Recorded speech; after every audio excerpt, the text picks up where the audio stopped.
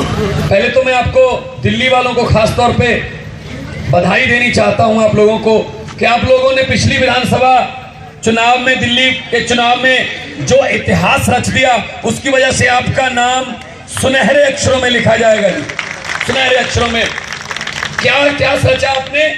जब तक दिल्ली का रिजल्ट नहीं आया था पिछली विधानसभा का, तब तक हम सब लोग देशवासी राजनीति को गुंडागर्दी का खेल मानते थे, डंडे वालों का खेल मानते थे कि ये देखो गुंडों का खेल है, हम नहीं जा सकते यहाँ पे राजनीति में।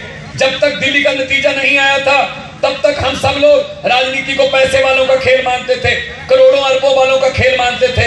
हमारे बस की बात नहीं है जी राजनीति।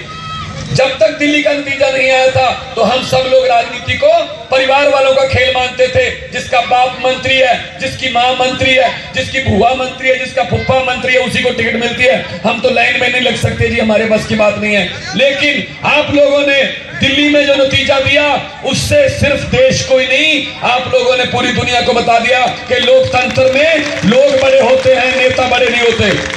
लोकतंत्र में लोग बड़े होते हैं, नेता बड़े नहीं होते। जो नेता अपने आप को लोगों से बड़ा समझने की भूल कर बैठते हैं, लोग उनको धरती पे उतार लेते हैं नीचे। ये पब्लिक है, सब जानती है। लोग हैं जब चाहे आदमी अर्श पर और जब चाहे आदमी फर्श पर। पब्लिक है, बड़े बड़े उतारे हैं जी। उदाहरण दूं, लालू प्रसाद यादव क्या कहता था बिहार में, जब तक समोसे में आलू रहेगा तब तक बिहार में लालू रहेगा। भाई साहब, समोसे में तो अभी भी 2-2 आलू हैं, लालू कहां गया। बुझ गई ना लालटेन, आ गया ना नीचे। ये है पब्लिक की शक्ति, ये है आप लोगों के पास शक्ति। शीला दीक्षित को भी हंकार हो गया था। पिछली विधानसभा चुनाव में शीला दीक्षित अपना वोट डालने गई, पोलिंग स्टेशन से वोट डालकर बाहर निकली, मीडिया वाले आ गए, माइक आगे कर दिए, सवाल एक ही किया, अरविंद केजरीवाल का कोई असर तो नहीं होगा मैडम। तो शीला दीक्षित ने क्या जवाब दिया, पूरे देश ने सुना था, पढ़ा था। शीला दीक्षित कह रही थी, हु इज केजरीवाल, ये केजरीवाल कौन है। भाई साहब, 5 दिनों के बाद वोटों की गिनती हुई, शीला दीक्षित को पूरी जिंदगी के लिए पता चल गया केजरीवाल कौन है। अब नहीं भूलेगी वो। इसको कहते हैं पब्लिक की शक्ति, लोगों की शक्ति। आपके पास शक्ति है, तो मैं ये कहने के लिए आपके पास आया हूं कि इकट्ठे हो जाओ। जब लोग इकट्ठे हो जाते हैं, बड़े बड़े सिंहासन हिल जाते हैं जी, बड़े बड़े सिंहासन हिल जाते हैं। जिस दिन वोट डालने जाओगे 7 तारीख को, एक मेरी बात याद रख लेना, सबसे पहले अंदर जाते ही मशीन को गौर से देखना, हर बटन को गौर से देखना। बटन के सामने चुनाव चिन्ह होते हैं, उनको भी गौर से देखना। जो मर्जी बटन दबा देना, लेकिन मेरी बात याद रख लेना कि वो बटन ना तो किसी हाथ पंजे का है, वो बटन ना किसी कमल के फूल का है, वो बटन ना किसी तीर कमान या लालटेन या साइकिल का है, वो बटन ना किसी झाड़ू का है। असल में वो बटन आपकी और आपके बच्चों की किस्मत का बटन है।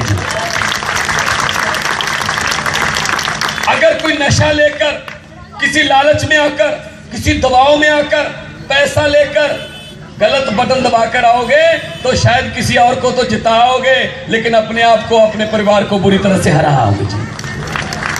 ये बात याद रख लेना। देख लो बीजेपी वाले कौन से हथकंडों पर आ गए, कौन से प्रापेगंडों पर आ गए।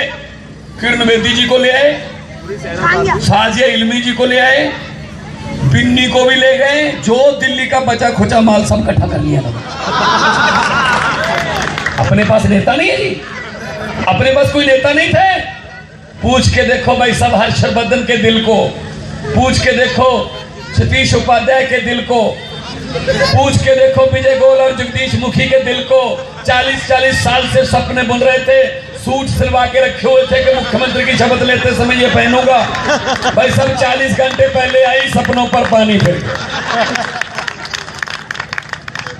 इसीलिए अंदर से काम चल रहा है। अब बीजेपी वाले कहते हैं कोई बात नहीं, अगर हम नहीं बनेंगे तो बनने इसको भी नहीं देंगे फिर। ये काम चल रहा है जी।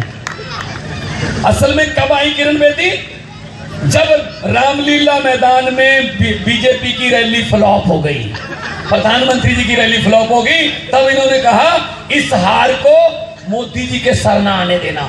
मोदी जी का सर थोड़ा पीछे कर लो, कोई और कंधा आगे कर दो, उस कंधे पे रख के बंदूक चलानी है।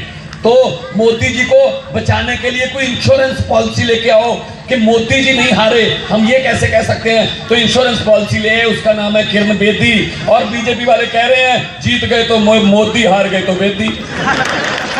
और दिल्ली में मेरी ड्यूटी लगी है, पूरी दिल्ली में जा रहा हूं पिछले 1.5-2 महीने से हर रोज 4-4, 5-5 जनसभाओं में जा रहा हूं। दिल्ली की गलियां छान दी मैंने। मैं पड़पड़गंज गया, मैं शास्त्री नगर गया, कृष्णा नगर गया, सीमापुरी गया, सीलमपुर गया, मैं करोल बाग गया, मैं पटेल नगर गया, हरिनगर गया, तिलक नगर गया, मैं तुगलकाबाद, मैं द्वारका गया, मैं बदरपुर गया, भाई साहब नरेला गया, मैं अभी रोहिणी से आ रहा हूं, आरकेपुरम गया, मैं निगलोई आया हूं। और एक ही बात कॉमन है, एक ही बात मैं पिछले 2 महीने से सुन रहा हूं हर आम आदमी से कि जो 49 दिन का ट्रेलर था बहुत अच्छा था, इसको 5 साल की पिक्चर में बदलेंगे।